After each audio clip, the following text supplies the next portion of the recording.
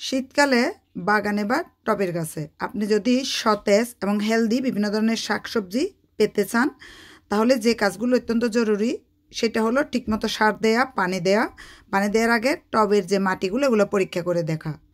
তবে সবচেয়ে বেশি জরুরি যেটা সেটা হলো পাতা চেক করা, পাতা কতটুকু সতেজ আছে। আপনার টবের মাটিতে বা বাগানের মাটিতে যদি বেশি পরিমাণে পানি হয়ে যায়, তখন কিন্তু আপনার এই যে পাতাগুলা নষ্ট হবে। আবার যদি পানি না থাকে তখন হলুদ হয়ে যাবে। দুইটা কারণে পাতা নষ্ট হয়। তো আপনারা যেগুলো আমরা সাধারণত ফসল হিসেবে খাওয়ার জন্য বিভিন্ন ধরনের শাক খেয়ে থাকি, সে পাতাগুলো অবশ্যই ফ্রেশ হওয়া জরুরি এবং সুন্দর সতেজ সবুজ থাকা জরুরি।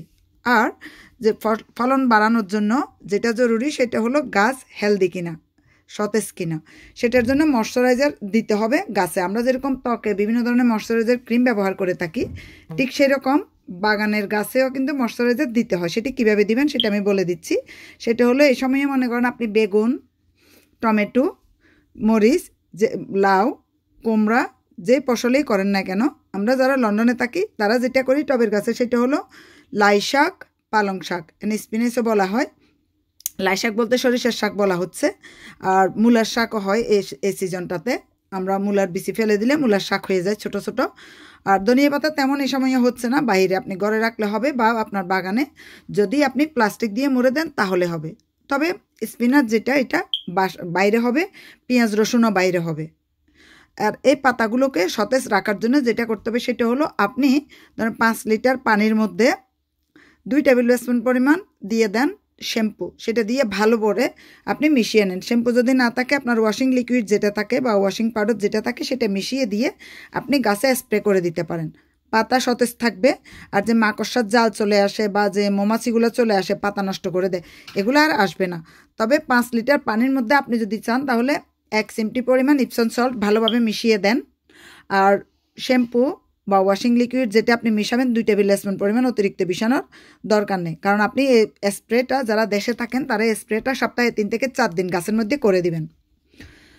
আর এখানে আরেকটা জিনিস মিশাতে পারেন, সেটা হলো হালকা একটু হলুদের গুঁড়া। আর যাদের গাছে পোকামাকড় এসে যায় তারা যেটা করবেন সেটা এই পানিটার ভিতরেই যদি 1 টিস্পুন পরিমাণ মরিচের গুঁড়া মিশিয়ে দেন, ধরেন রাতে আপনারা মিশিয়ে রেখে দিলেন, ওয়াশিং লিকুইড 2 টেবিল স্পুন পরিমাণ দিয়ে 5 লিটার পানির মধ্যে বা 2 লিটার পানির মধ্যে ভালোভাবে মিশিয়ে দিলেন, হালকা একটু লবণ দিয়ে ইপসন সল্ট যেটা বা গোসলের সল্ট আপনি যদি ঘরে থাকে সেটা দিয়ে আপনি রাতে মিশিয়ে রাখবেন হালকা একটু হলুদের গুঁড়া দিয়ে।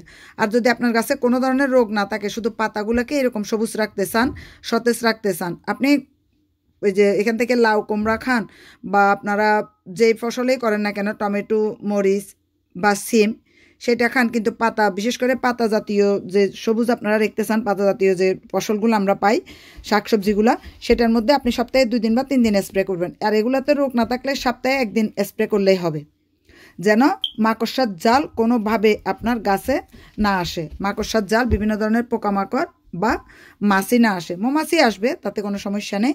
আর বাগানে অবশ্যই বিভিন্ন ধরনের ফুলের গাছ রেখে দিবেন, তাহলে আপনি অনায়াসে সতেজ ফসল পাবেন। এই যে দেখেন স্প্রে করার কারণে এখানে দেখা যায় আমি ওয়াশিং লিকুইডটা 1-2 টেবিল স্পুন পরিমাণ রাতে মিশিয়ে রেখে দিই পানিতে। আর মাঝে মধ্যে আমি দেখা যায় 1 চিমটি হলুদের গুঁড়া, 1 চিমটি মরিচের গুঁড়া মিশিয়ে রেখে দিই, তারপর আমি স্প্রে করে দিই।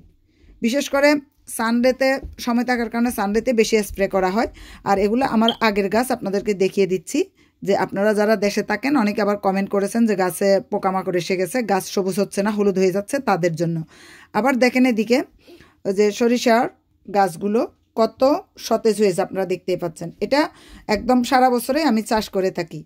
বিশেষ করে দেখা যায় জানুয়ারি ফেব্রুয়ারিতে তেমন থাকে না, আর সারা বছরে আমি দেখা যায় ফেব্রুয়ারিতে বিচি ফেললে মার্চ এপ্রিল থেকে প্রচুর হয়, আবার সবগুলো উঠানোর পর আবার বিচি ফেলে দিই, এভাবে পরপর হতে থাকে। যদিও এখন এই বছর ঠান্ডা বেশি, তারপরও বিভিন্ন ধরনের ফসল হচ্ছে। আপনাদেরকে আমি রসুন এবং পেঁয়াজের গাছগুলো দেখিয়ে দিব পরবর্তী ভিডিওতে।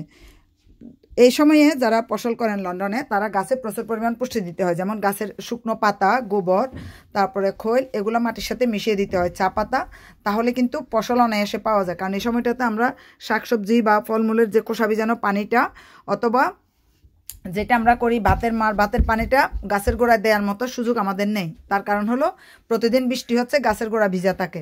আবার দেখেন এই যে পানির মধ্যে এভাবে আপনারা ইপসন সল্টটা ভালোভাবে মিশিয়ে নেবেন। গাছের পাতা যদি সবুজ হতে থাকে, গাছ যদি রোগা হতে থাকে, তাহলে আপনারা 5 লিটার পানির মধ্যে এরকম এটুক পরিমাণ ইপসন সল্ট ভালোভাবে মিশিয়ে গাছের গোড়াতে দিবেন না, গাছের গোড়ার থেকে দূরে করে দিবেন। টব যদি হয় তাহলে সাইড থেকে দিবেন, আর যদি এমনিতে আপনার যে টব ছাড়া গাছ লাগান বেডে, তাহলে দূরত্ব রেখে দিবেন, অন্তত 1 ফিট বা 1 ফিট বলবো না, 1 হাত দূরত্ব রেখে আপনারা দিবেন, বা হাফ হাত যেটা বলে। এরপরে দেখেন যে এখানে এটা হলো মিশানো পানি, আপনি দেখতে পানিতে এখানে একটু আমি শ্যাম্পু বা ওয়াশিং লিকুইড মিশিয়ে দিয়ে ঠিক এভাবে আমি দিয়ে দিই। আর যে খোসা ভিজানো পানিটাও ঠিক আমি এভাবে দিয়ে দিই, তাহলে গাছের গোড়াটা আপনার অনায়াসে মোটা হবে। দেখেন গাছের গোড়ার মোটা দেখলে আপনারা বুঝতে পারতেছেন টবের এটুকু মাটিতে গাছের গোড়া কত মোটা হয়েছে। এই কাজগুলো করলেই ফসল ভালো পাবেন।